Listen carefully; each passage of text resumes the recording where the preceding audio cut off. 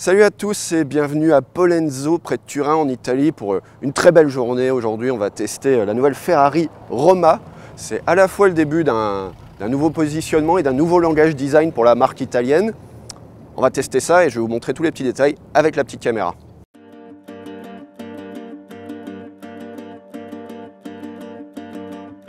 La Roma, c'est avant tout une rupture esthétique pour Ferrari.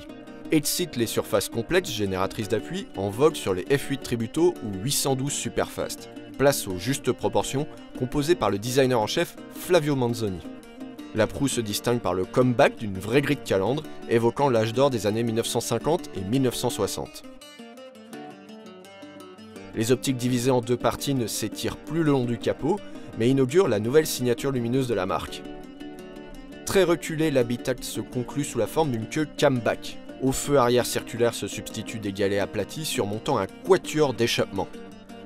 Peint en noir, le diffuseur en fibre de carbone génère de l'appui sans outrance visuelle, tout comme l'aileron qui ne se déploie automatiquement qu'au-delà de 100 km/h, laissant au coupé sa pureté à petite vitesse. Plus discrète que les autres modèles de la marque, cette GT 2+2 entend conquérir une nouvelle clientèle. Maranello s'attend à ce que 7 acheteurs de la Roma sur 10 n'aient jamais possédé de Ferrari. À bord, Ferrari quitte aussi ses habitudes.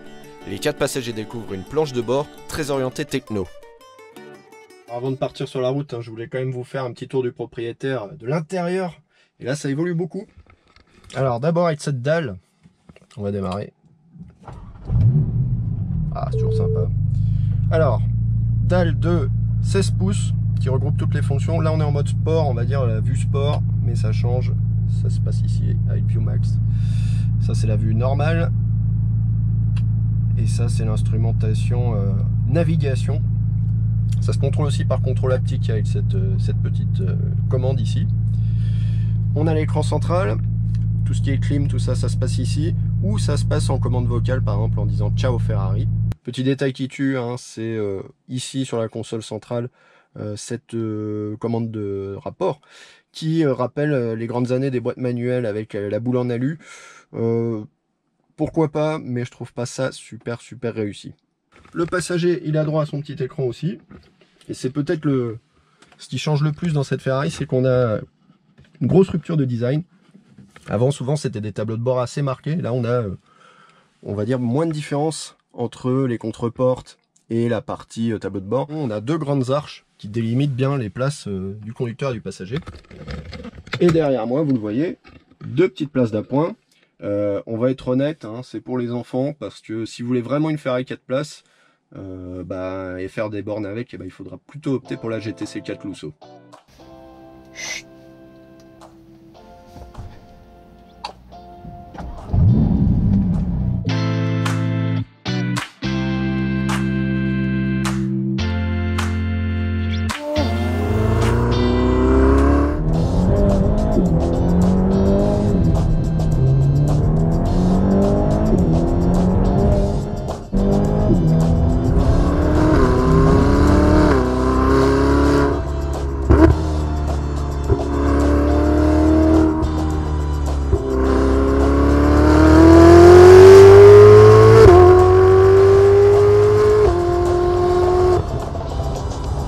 Première évolution, c'est devant moi, c'est le moteur.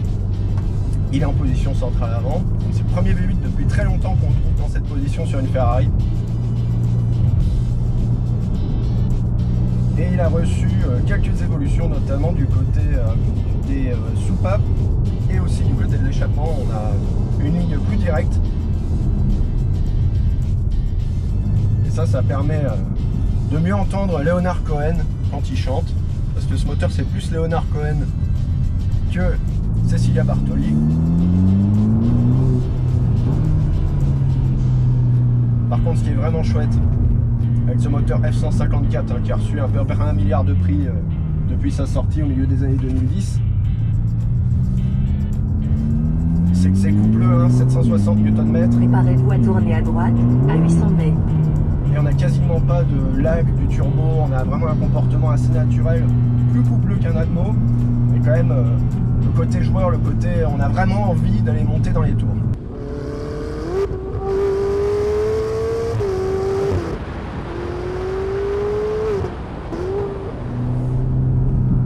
Côté freinage, c'est très bien. C'est du Brembo en céramique. Là-dessus, pas d'inquiétude. Il suffit d'appuyer et on s'arrête. C'est endurant. Là, on a fait de la route de montagne pendant un bon bout de temps aujourd'hui. Zéro surchauffe, tout va bien. Olé. Ah bah ouais, ça bouge un peu.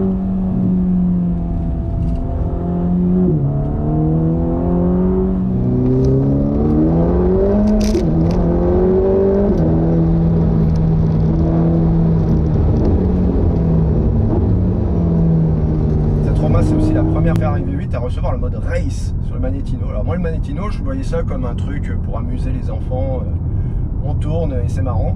Non, ça change vraiment complètement le caractère de la voiture. Si vous passez en wet, évidemment, la puissance arrive beaucoup moins violemment, etc. C'est beaucoup plus agréable sur une route très dégradée comme on a aujourd'hui par moment. Mais par exemple, donc là il y a le nouveau mode race.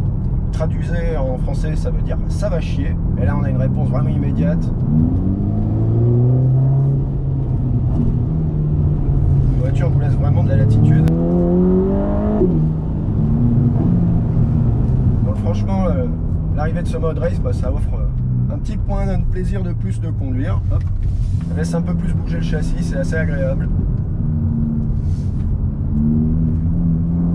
Sur l'amortissement là aussi, il n'y a rien à dire, c'est assez extraordinaire. Hein. On a des routes vraiment défoncées aujourd'hui, c'est assez surprenant d'ailleurs, très glissante.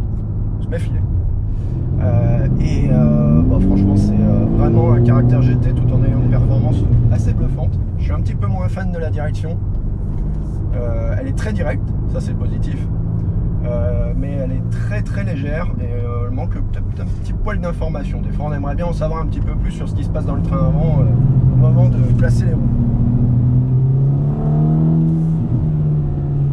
On parlait tout à l'heure du caractère vraiment polyvalent de cette voiture. Elle a un réservoir de 80 litres. Alors je vais même pas vous donner le chiffre de conso parce que c'est pas très intéressant en fait.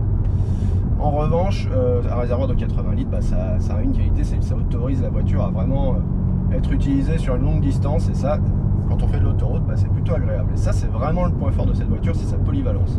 Je profite de ce petit passage sur une voie rapide limitée à 90 bah, pour vous décrire le côté extrêmement civilisé de cette Roma. C'est vraiment étonnant. On est là à 90 sur un petit filet de gaz à 1300 tours minute, moteur ronronne, ça consomme pas énorme. On a une voiture très saine, très agréable, très confortable. L'amortissement piloté fait que c'est très confort. Restez à gauche. Franchement, cette Roma, elle a vraiment toutes les qualités d'une grande routière.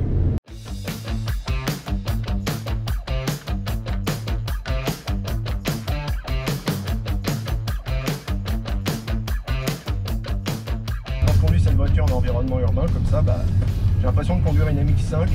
Mais en fait, elle se transforme très très vite en Ferrari. Et c'est le côté civilisé qui en même temps autorise parfois à se payer un petit coup de folie, bah, c'est hyper intéressant. On parlait de la polyvalence, hein. J'en profite d'une petite pause pour vous montrer. Il y a un coffre et il est même très honnête. Voilà, ça fait 272 litres et on peut mettre à peu près 2 bagages cabine d'avion. Donc franchement, pour partir en week-end, je pense que c'est largement suffisant.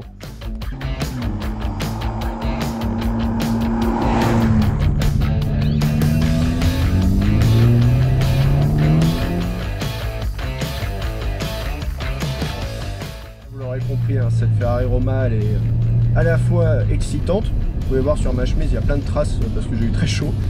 En plus, c'est une voiture extrêmement polyvalente quand on veut cruiser. C'est un peu finalement comme si Ferrari avait décidé de faire comme une 911, c'est-à-dire une voiture qu'on peut à la fois utiliser tous les jours et avec laquelle on peut se faire vraiment très très plaisir, avec le petit supplément d'âme Ferrari en plus.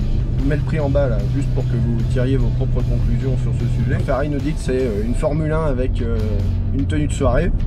Je vous laisse réfléchir et me donner votre idée là-dessus dans les commentaires et on se retrouve très très vite sur automoto.com. Ciao.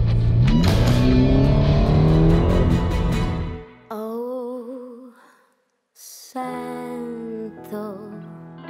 il tuo cuore che batte, un respiro ci scioglie